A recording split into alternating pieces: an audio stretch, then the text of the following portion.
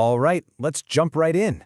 We're only looking at 2 pages of James Joyce's Ulysses today, but believe me, they are jam-packed. We're talking about defiance, some seriously strange magic, and one of the most unforgettable, haunting images in all of modern literature. It's gonna be good.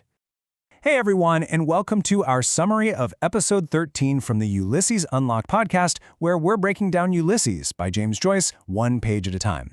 If you like what you see, do us a huge favor. Hit that like button, subscribe, and maybe drop a comment below. It really does help support us. And listen, for the really deep, detailed analysis, you've got to listen to the full Ulysses Unlocked podcast. This is just a taste.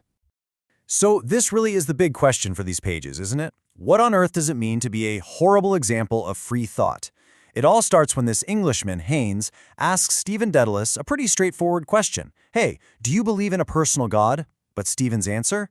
Oh, it's anything but simple. In fact, it's the fuse that lights a whole chain reaction of declarations, and it really pulls back the curtain on all the pressures crushing down on him. So, first up, Stephen's defiance. This is all about his rebellion, and it's not just that he's a non-believer. No. For him, his lack of faith is a massive political and intellectual statement. And here's the line itself. Just listen to the tone Joyce gives him. Grim displeasure. I mean, wow. He isn't standing up and proudly shouting, "I'm an atheist." Not at all. He frames it like it's something warped, something monstrous. It's like he's putting on a show of his intellectual freedom for Haynes. But man, you can just feel the bitterness simmering right below the surface. Now Haynes tries to kind of calm things down, he says, "Hey, you're your own master." Big mistake. Stephen just shuts that down immediately.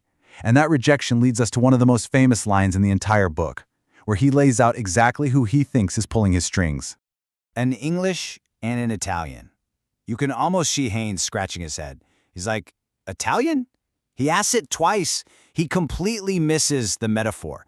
But that's the thing, for Stephen, these aren't just metaphors. These forces are as real, as tangible, and as oppressive as any flesh and blood master. And here it is, laid out perfectly. On one hand, you've got the imperial British state. That's the political boot on Ireland's neck, right? The colonizer. And on the other hand, the Holy Roman Catholic Church. This is the spiritual colonizer, the one that's taken over his mind. He even calls it a crazy queen, old and jealous. So you can see it, right? He's completely caught in the crossfire between these two massive historical powers. But wait, it gets even better. Just when you think you've got it figured out, he throws in a curveball. He mentions a third master, some mysterious figure who wants me for odd jobs. So who is this? Or what is this? His family, the crushing weight of poverty, maybe his own artistic drive? Joyce just leaves that question hanging in the air, and it's one of those things that really sticks with you. All this pressure from these external masters, it basically forces Stephen to retreat inward, into his own head.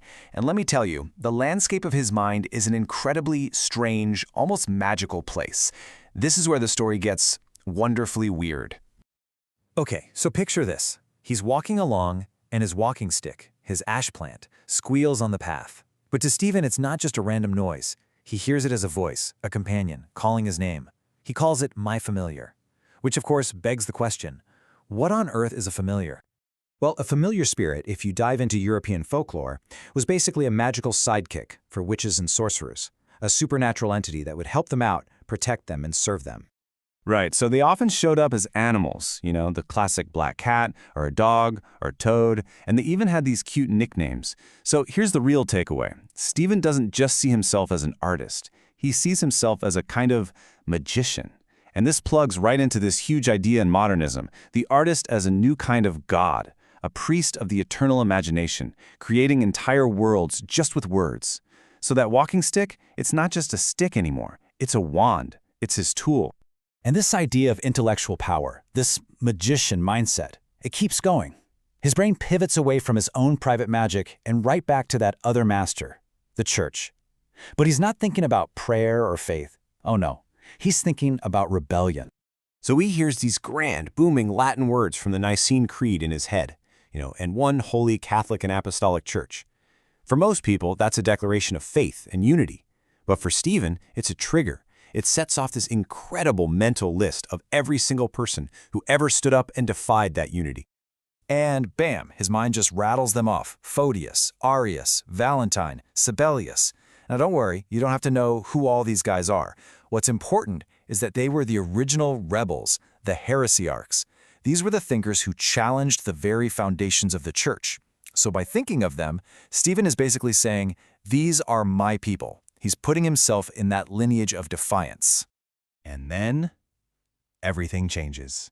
We get this sudden, really jarring shift. We're pulled right out of the deep intellectual world inside Stephen's head and slammed into a stark, totally grim image from the real world, out there in Dublin Bay. The talk turns to a man who drowned 9 days earlier, and Stephen, he imagines the body coming back up from the depths. The words Joyce uses are just brutal, so visceral. A swollen bundle, a puffy face, salt white. It's this raw image of death and decay, and it just slices right through all the clever intellectual stuff we were just talking about. And look, this image is a huge deal. It's not just some random morbid detail Joyce threw in. The drowned man pops up again and again in Ulysses. But what's really wild is that this exact same kind of imagery appears in another literary masterpiece that came out in the exact same year, 1922, T.S. Eliot's The Wasteland. It's no coincidence. Both of these giants were using this image to talk about the spiritual death they saw in the modern world. So, this all leaves us with some pretty massive questions, right?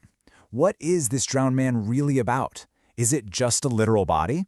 Is it a symbol for a decaying Ireland? Or is it something more personal, a terrifying reflection of Stephen's own spiritual crisis?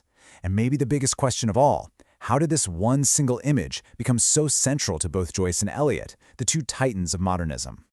So, how do we even begin to answer all that? Well, to get the full, in-depth analysis and to really explore who that mysterious third master might be, you have to check out the full episode 13 of the Ulysses Unlocked podcast. They go so much deeper into the heresies, the masters, and that incredible link between Joyce and Eliot. This has just been a taste. Thanks so much for tuning in.